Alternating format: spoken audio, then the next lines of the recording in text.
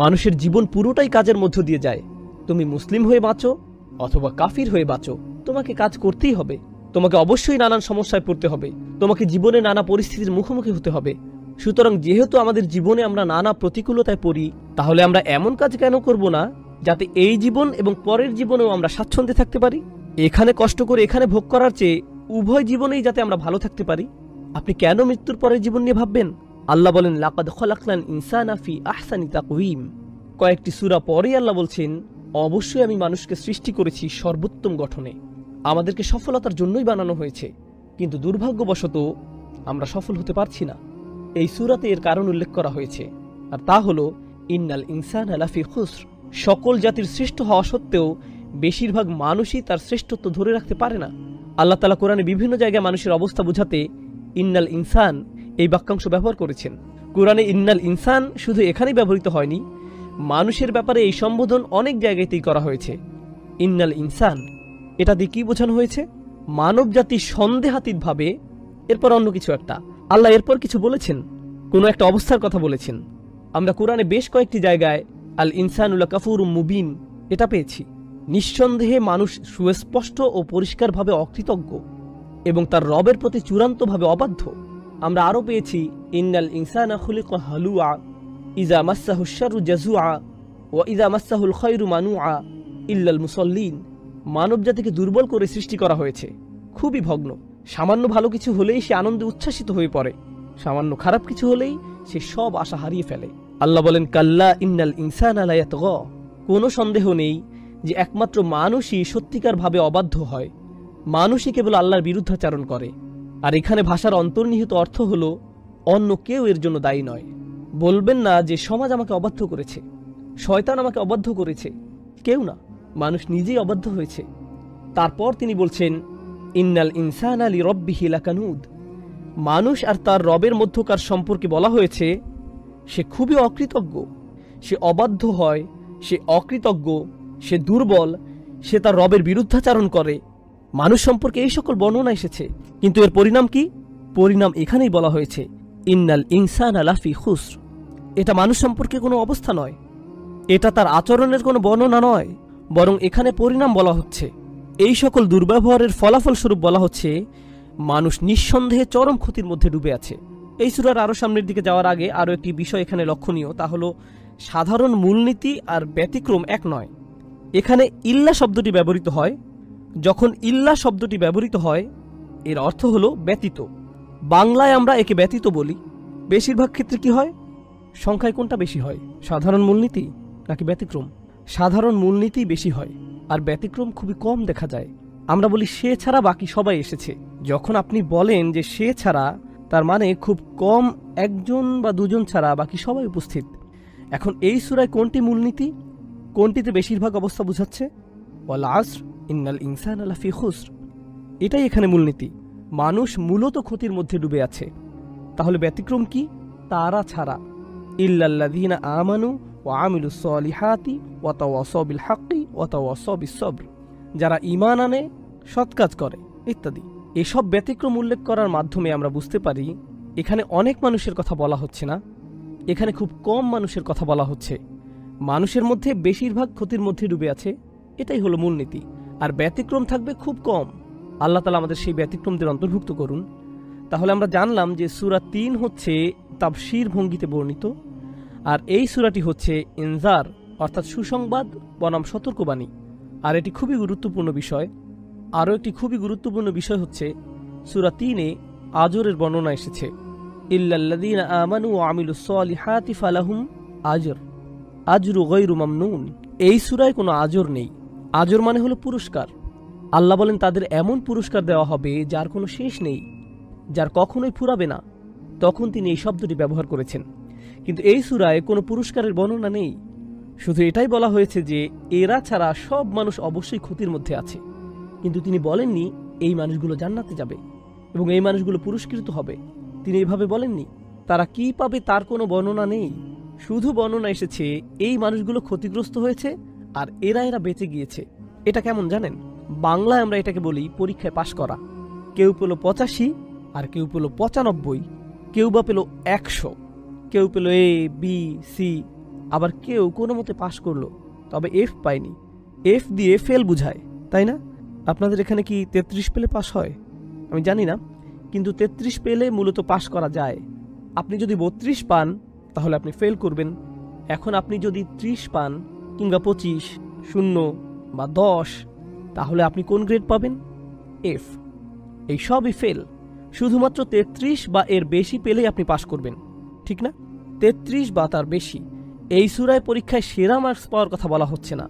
অন্য সূরায় এটা এসেছে, সেখানে বলা হয়েছে জান্নাত কেমন, বাগানগুলো কেমন, সেখানকার ধন সম্পদ কেমন, এগুলো অন্য সূরায় আলোচনা হয়েছে। এই সূরার বিষয়বস্তু হলো কে ফেল না করে কোনো মতে পাশ করবে। আমি আপনাদেরকে এভাবে বললাম যাতে আপনারা সহজে বুঝতে পারেন। এই সূরায় বর্ণনা করা হয়েছে সবচেয়ে ন্যূনতম শেষ সীমা, যে কোনো মতে পাশ করেছে তার বিষয়। কারণ যে এই ন্যূনতম বিষয়গুলো পূরণ করতে পারেনি সে নিশ্চয়ই ক্ষতিগ্রস্ত। সুতরাং এই সূরাটি জান্নাতের শীর্ষে কিভাবে যাওয়া যায় তা নিয়ে নয়, বরং কিভাবে জাহান্নাম এড়ানো যায় তা নিয়ে। এই সূরাটি সাফল্যের শিখর নিয়ে নয়, বরং কিভাবে ব্যর্থতা এড়ানো যায় তা নিয়ে। আপনারা এটা বুঝতে পারলে একটা সূক্ষ্ম বিষয় নিয়ে আলোচনা করতে চাই। কোনো সফল হওয়া নিয়ে আলোচনা আর বেঁচে যাওয়া নিয়ে আলোচনার পার্থক্য কি? আমরা বুঝতে পারছি এই সূরাটি সাফল্য নিয়ে নয়, বরং বেঁচে যাওয়া নিয়ে বলা হচ্ছে। এই দুটির মধ্যে পার্থক্য কি? যখন আপনি বাঁচা মরার সন্ধিক্ষণে থাকেন তখন আপনি সব কিছু ভুলে যান। আপনি যদি ডুবে যান, আপনি যদি আগুন লাগা কোনো বিল্ডিংয়ে থাকেন, আপনি যদি কোনো বিপদের মুখোমুখি হন, যদি আপনার বেঁচে থাকাই সংকটে পড়ে যায়, আপনি সব কিছু ভুলে যান। যখন আপনার বেঁচে থাকাটাই সন্দেহে পড়ে যায়, তখন আপনি বড় সাফল্য নিয়ে কথা বলেন না, তখন আপনি অর্জন করা নিয়ে কথা বলেন না।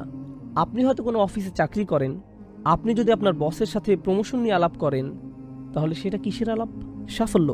কিন্তু আপনি ধরুন একটা আগুনের মধ্যে আছেন, আপনি কি তখন বলেন যে আমি আগে প্রমোশন নিয়ে আলাপ করে নেই, আমি আগে ওটার সমাধান করি? এরকম কি কখনো হয়? হয় না। কারণ আপনি সাফল্য নিয়ে আলোচনা করেন না যতক্ষণ পর্যন্ত আপনার বেঁচে থাকা সুনিশ্চিত হয়। বুঝতে পারছেন? সুতরাং জান্নাতের শীর্ষে যাওয়া বা বড় সাফল্য নিয়ে আলোচনা করার আগে আমাদের নিশ্চিত করতে হবে যে আমরা ঠিক আছি, অন্তত পক্ষে আমরা বেঁচে আছি। এটাই এই সূরায় গুরুত্ব দিয়ে বলা হয়েছে। একদম ন্যূনতম, শুধু বেঁচে থাকা। বেঁচে থাকা যার জন্য দুষ্কর, সে যদি বেঁচে থাকা ছাড়া অন্য কিছু নিয়ে কথা বলে, এর কোনো অর্থ হয় না। মনে করুন আপনি একটা বিল্ডিং থেকে বের হতে চান। বিল্ডিংয়ে 4টি দরজা আছে এবং এদের প্রত্যেকটিই বন্ধ। এই 4টি দরজা খোলার আগ পর্যন্ত আপনার অন্য কিছু নিয়ে ভাবা উচিত না। আর এগুলোই হলো সেই 4টি দরজা: আল ঈমান, আমিলুস সলিহাত, তাওয়াসাউ বিল হক, তাওয়াসাউ বিস সবর। এগুলোই আপনার বেঁচে থাকার দরজা। আপনাকে এগুলো খুলতে হবে যাতে আপনি বেঁচে থাকতে পারেন। এই অনন্য সূরায় এটাই চিত্রিত করা হয়েছে। এই সূরাটি আরও একটি বিষয় প্রমাণ করে। আমি আপনাদের শুধু বলেছি যে এখানে 4টি শর্ত আছে। এই 4টি বিষয় থেকে আমরা এটাও বুঝতে পারি যে নিজের মতো করে ভালো থাকাই আপনার জন্য যথেষ্ট নয়। নিজে নিজে ভালো থাকা যথেষ্ট নয়। আমাদের দিন শুধু নিজেদের ভালো থাকতে বলে না, বরং অন্যদের ভালোটাও এখানে মুখ্য বিষয়। আর অন্যদের জন্য অন্যদের ভালো চাইবেন না, বরং আপনার নিজের জন্যই অন্যদের ভালো চাইতে হবে। এই সূরাটি হলো তার প্রমাণ। কিভাবে? কারণ আল্লাহ বলেন আপনি ক্ষতিগ্রস্ত হবেন যতক্ষণ না আপনি আল ঈমান, আমিলুস সলিহাত করেন, যা নিজের জন্য। কিন্তু তাওয়াসাউ বিল হক, অন্যদের কাছে সত্য পৌঁছে দেয়া, একে অন্যকে সত্যের উপর অটল থাকতে বলা এবং ধৈর্য ধারণ করতে সাহায্য করা, এটা কি আপনার নিজের রইল? না, এটা অন্যদের জন্য। সুতরাং এটা প্রমাণ করে নিজেদেরকে বাঁচানোর জন্য অন্যদের জন্য কাজ করতে হবে। শাওকানী রাহমাহুল্লাহ এই সূরার উপর মন্তব্য করেছেন, আদ-দাআই ইলা দ্বীন ওয়া নাসিহা ফিদ-দ্বীন ওয়া আমর বিল মারুফ ওয়া নাহি আনিল মুনকার। এই তাওয়াসাউ বিস সবর দিয়ে কি বোঝানো হচ্ছে? আপনি মানুষকে দ্বীনের দাওয়াত দিন, আপনি মানুষকে ভালো পরামর্শ ও উপদেশ দিচ্ছেন, এটাও তাওয়াসাউ বিস সবর। আপনি ভালো কাজের সাথে যুক্ত হচ্ছেন, ভালো কাজ করতে বলছেন, খারাপ কাজের প্রতি নিষেধ করছেন, প্রতিবাদ করছেন, এগুলো সবই আপনার বেঁচে থাকার জন্য জরুরি। আপনি মুসলিম হিসেবে সমাজের সমস্যাগুলো না দেখে শুধু আপনার নিজের ছোট গণ্ডিতে থাকতে পারবেন না। আপনাকে এগুলোর বিরুদ্ধে দাঁড়াতে হবে, অন্তত প্রতিবাদ জানাতে হবে। এই সূরার আরও কতগুলো ছোট বিষয় আমি বলবো, তবে এই সূরার সারমর্ম নিয়ে শেষ একটি বিষয় বলে তারপর আমি অন্যান্য শব্দগুলো বিশ্লেষণ করব। ইমাম শাফিঈর দুটি মন্তব্য আমরা পাই। একটি হলো, মানুষ যদি শুধুমাত্র এই সূরার প্রতি আমল করত, এই সূরাটিই তাদেরকে পথ দেখাতো, এটাই যথেষ্ট হতো। অন্য জায়গায় তিনি বলেন, কোরআনে যদি এই সূরাটি ছাড়া অন্য কিছু না বলা হতো তবু এটা যথেষ্ট হতো। শাফিঈ রাহমাহুল্লাহ অনন্য মেধার অধিকারী ছিলেন। তিনি এই সূরায় এমন কিছু দেখেছিলেন যাতে তিনি বলেছিলেন এটাই মানুষের জন্য যথেষ্ট। আর যদি কেবল এই সূরাটি আমল করত, তিনি এই সূরায় এমন কিছু দেখেছিলেন যাতে তিনি বলেছিলেন এটাই মানুষের জন্য যথেষ্ট, তারা যদি কেবল এই সূরাটি আমল করত। এতে কি আছে যাতে এই সূরার এত গুরুত্ব যে তিনি এমন একটি মন্তব্য করলেন? সুবহানাল্লাহ, খুবই শক্তিশালী একটি কথা। আমি কিছু সার কথা বলতে চাই। তার মধ্যে একটি হলো খুসর, যা এখানে ব্যবহৃত হয়েছে ও কোরআনের আরও দুটি শব্দের মধ্যে মিল রয়েছে। একটা শব্দ হচ্ছে খসারা, এটা সূরা নূহে আছে। অত্তাবাউ মাল্লাম ইয়াজিদহু মালুহু ওয়া ওয়ালাদুহু ইল্লা খসারা। ইল্লা খুসর নয়, বরং ইল্লা খসারা। খুসর শব্দমূল থেকে এটা এসেছে। কোরআনে বর্ণিত আরেকটি শব্দ হলো খুসরান। তাহলে তিনটি শব্দ আছে, একটি হলো খুসর, আরেকটি খসারা, সবশেষ খুসরান। কিভাবে এগুলো একটি অপরটি থেকে আলাদা? আর এই সূরায় খুসর উল্লেখ করার মাহাত্ম্য কি? প্রথমে খুসারা শব্দটি নিয়ে আলোচনা করি। খুসারা অর্থ একটি ক্ষতির মধ্যে আরও একটি ক্ষতি যুক্ত হওয়া। একটা ক্ষতি ছিল, সেখানে আপনি আরও একটি ক্ষতি যুক্ত করলেন, এটাই খসারা। আল্লাহ যদি সেই শব্দটি ব্যবহার করতেন তাহলে অর্থ হতো আমরা ইতোমধ্যেই ক্ষতির মধ্যে আছি আর এতে নতুন ক্ষতি যুক্ত করছি। কিন্তু আল্লাহ এখানে খুসুর শব্দ ব্যবহার করছেন, তাহলে বোঝা গেল আমরা ক্ষতিতে ছিলাম না, কিন্তু আমরা নিজেদেরকে নতুন করে ক্ষতিতে ফেলছি। আমরা শুরুতেই ক্ষতিতে ছিলাম না। তাহলে আমরা দেখি খসারা, যার অর্থ হলো ক্ষতিগ্রস্ত অবস্থায় নতুন করে ক্ষতি, এটা কিভাবে কোরআনে ব্যবহৃত হয়েছে। অনুনাজ্জিলু মিনাল কুরআনি মা হুয়া শিফাউন ওয়া রাহমাতুল লিল মুমিনিন ওয়া লা ইয়াজিদু যালিমিনা ইল্লা খসারা। তা সীমালঙ্ঘনকারীদের ক্ষতি বৃদ্ধি করে। সীমালঙ্ঘনকারীরা কি ইতিমধ্যে ক্ষতিতে আছে? হ্যাঁ, আল্লাহ এটাকে বাড়িয়ে দিয়েছেন। এটা এভাবেই ব্যবহৃত হয়েছে। আরেক জায়গায় আমরা পাই অবিশ্বাসীদের অবিশ্বাস তাদের শুধুমাত্র ক্ষতির দিকে নিয়ে যাবে, ক্ষতির উপর ক্ষতি হবে। তাদের প্রথম ক্ষতি কি ছিল? অবিশ্বাস করা। এরপর এই ক্ষতির উপর ক্ষতি হচ্ছে তারা বিশ্বাসীদের বিরুদ্ধে যা করে সেটা, এটাই ক্ষতির উপর ক্ষতি। তাদের অবিশ্বাসী তাদেরকে জাহান্নামে নেয়ার জন্য যথেষ্ট ছিল, কিন্তু যখন তারা বিশ্বাসীদের পরীক্ষায় ফেলল তখন তারা নিজেদের খাতকে আরো গভীর করে তুলল।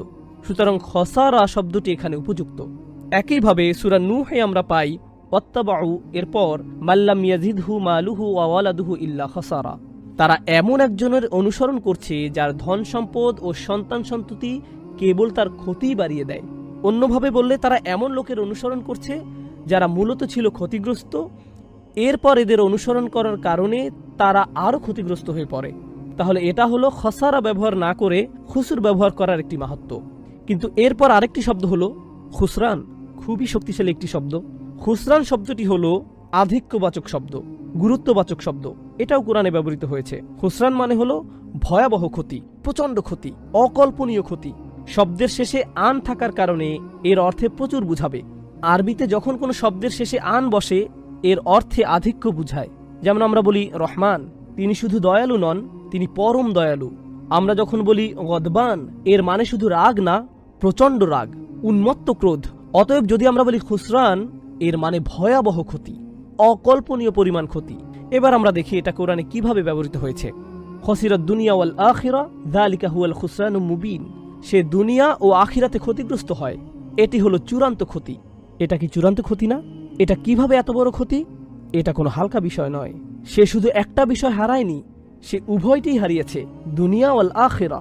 সুতরাং এটা হলো ক্ষতির পরে ক্ষতি, এটাই চূড়ান্ত ক্ষতি, খুসরানুম মুবিন। একইভাবে কোরআনে আমরা দেখতে পাই আল্লাহ বলছেন কুল ইন্নাল খাসিরিনা আল্লাযীনা খাসিরু আনফুসাহুম ওয়া আহলিহিম ইয়াওমাল কিয়ামাহ। বলো, নিশ্চয়ই তারা ক্ষতিগ্রস্ত যারা কিয়ামত দিবসে নিজেদের ও তাদের পরিবার বর্গকে ক্ষতিগ্রস্ত পাবে। আর এটাই হলো চূড়ান্ত ক্ষতি। সুতরাং মানুষের আসল ক্ষতি এই দুনিয়ায় হবে না, বরং আসল ক্ষতি হবে আখিরাতে, শেষ ঠিকানায়। আর এমনিতেও তারা এই দুনিয়াতেও ক্ষতিগ্রস্ত হবে, কিন্তু এই ক্ষতি আখিরাতের ক্ষতির ধারে কাছেও আসতে পারবে না। অতএব যেহেতু এটা ক্ষতি হলেও চূড়ান্ত ক্ষতি নয়, তাই এখানে ইন্নাল ইনসানা লাফি খুস শব্দটি ব্যবহার করা হয়েছে। এটি ভারসাম্যপূর্ণ এবং উপযুক্ত। এখানে যদি জাহান্নামের আগুনের কথা আসতো তাহলে কি শব্দ ব্যবহৃত হতো? লাফি খুসরান, কারণ সেটাই হলো চূড়ান্ত ক্ষতি। এর চেয়ে ভয়াবহ ক্ষতি আর হতে পারে না। সুতরাং এই তিনটি শব্দের মধ্যে এখানে সবচেয়ে উপযুক্ত শব্দের ব্যবহার করা হয়েছে। এখন আমরা ইমাম বাইহাকি রহমাহুল্লাহর কিছু মন্তব্য পড়ব। এই সূরাটি নিয়ে তিনি অসাধারণ কিছু মন্তব্য করেছেন।